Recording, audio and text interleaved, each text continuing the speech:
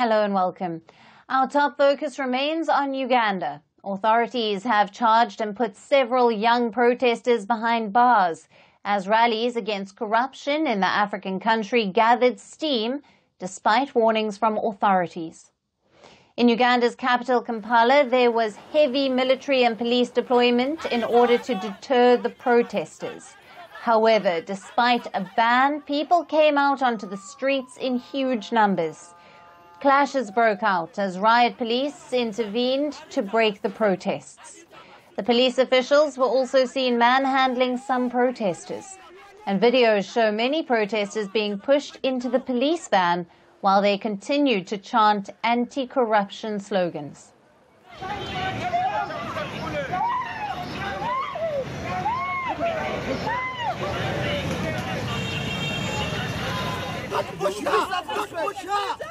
Respect human rights!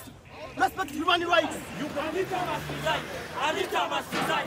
Anita must resign! The deployment has really affected the turnout of the protesters, I'd say, because in the past these peaceful protests have turned violent because of police presence.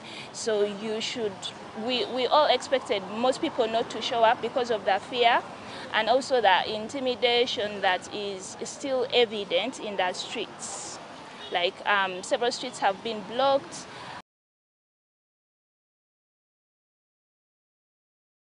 Around 60 people have been detained by the police, including a prominent TV and radio presenter, Isa Salima, as well as 3 young protest leaders. After the arrest, they were presented before the courts and remanded in custody on charges that include being a common nuisance. That basically means someone who interferes with the rights of the general public.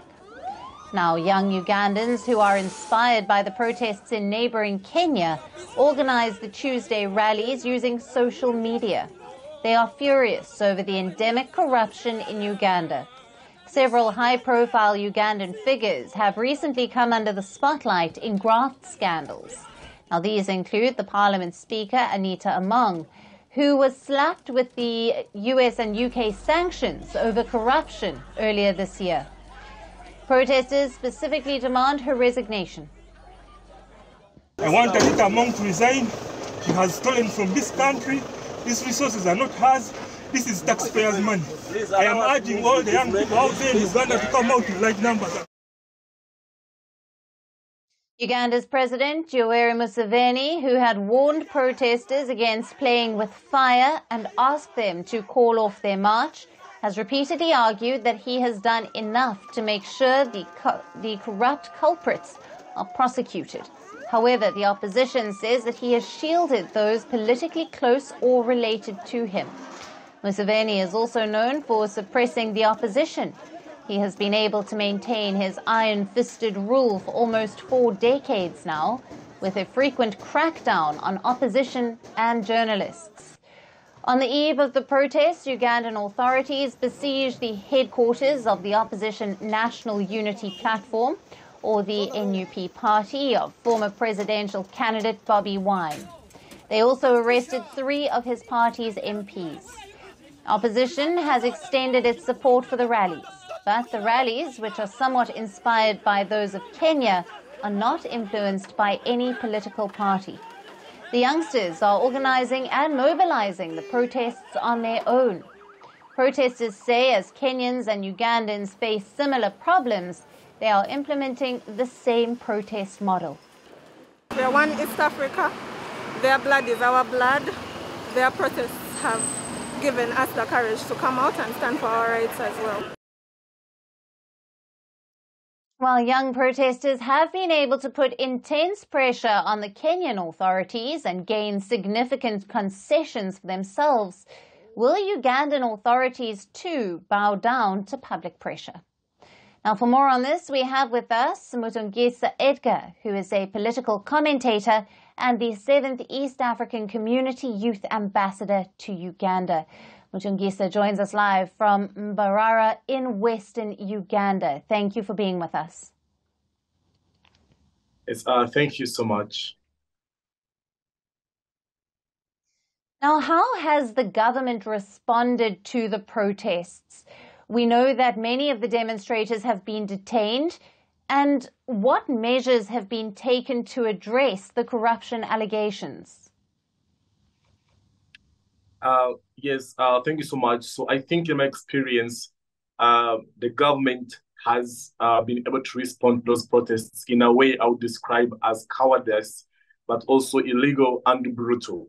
Because when you compare the example, right, just before the protest started, a day before the protest that was on Monday, the government deployed military. There was a lot of military in the city that someone would think perhaps the government was fighting Al-Shabaab. I think that is very sad for a country that ought to aspire to democratic values.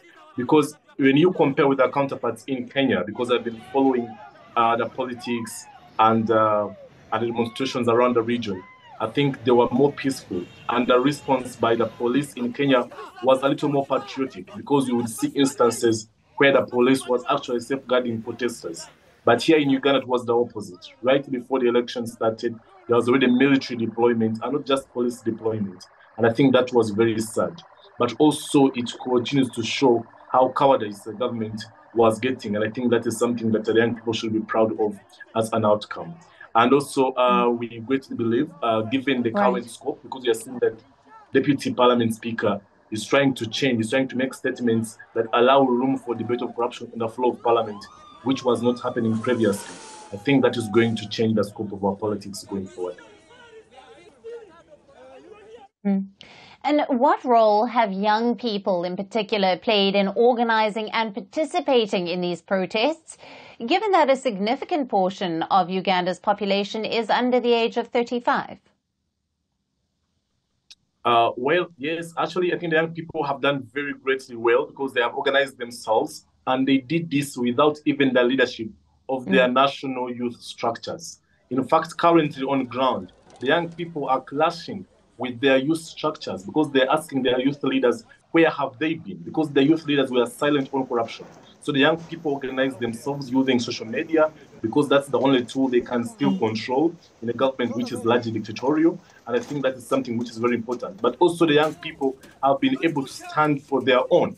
Recently, when the young people were detained and were in police yesterday, we saw a lot of very many youth coming up to stand as sureties in trying to help the young people secure police bonds so that they can be off the prisons. So all these young people are doing it on their own behalf and themselves. And there is so much solidarity which is coming from different guild councils, student council associations, asking for these youth leaders, but also other MPs to come up and calling them on hashtags so that they can be able to come and speak against corruption because most of them have been silent. And I think it's a very interesting development, really.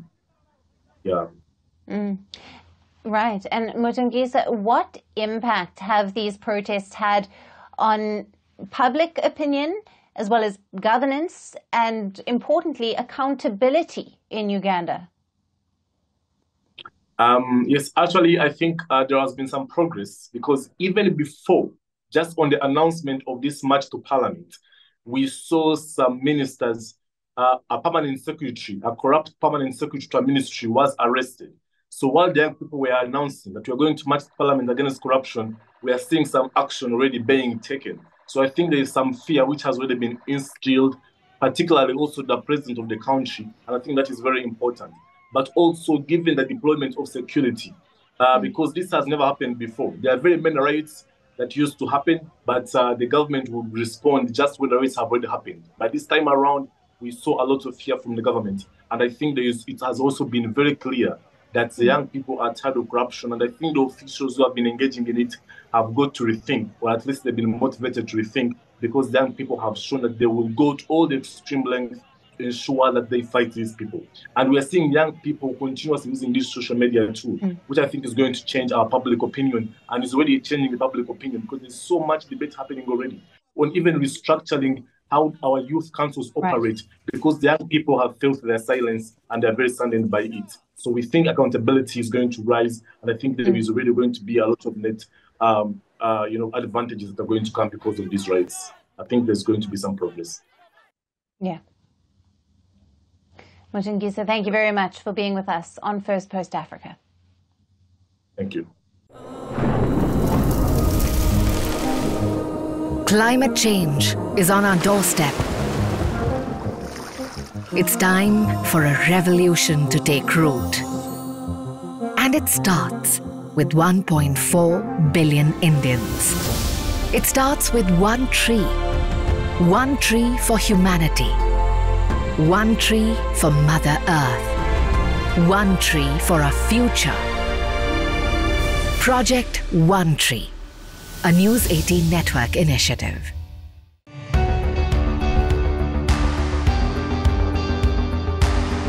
Across continents, one powerful news source.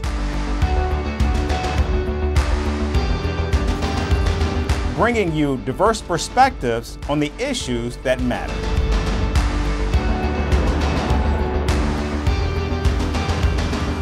We go beyond the boundaries to give you that little extra about every sporting moment.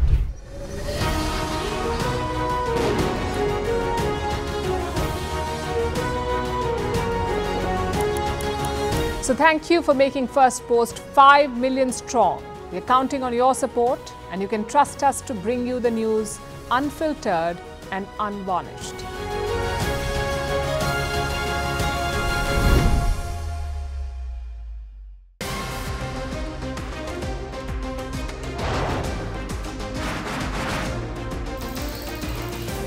On the show today, the T20 World Cup bandwagon has moved across to the West Indies. What can you expect from this?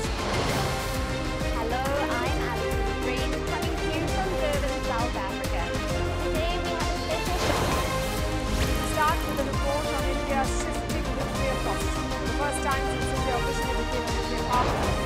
Hello and welcome to First Post America. I'm Aaron Ham, coming to you live from the nation's capital,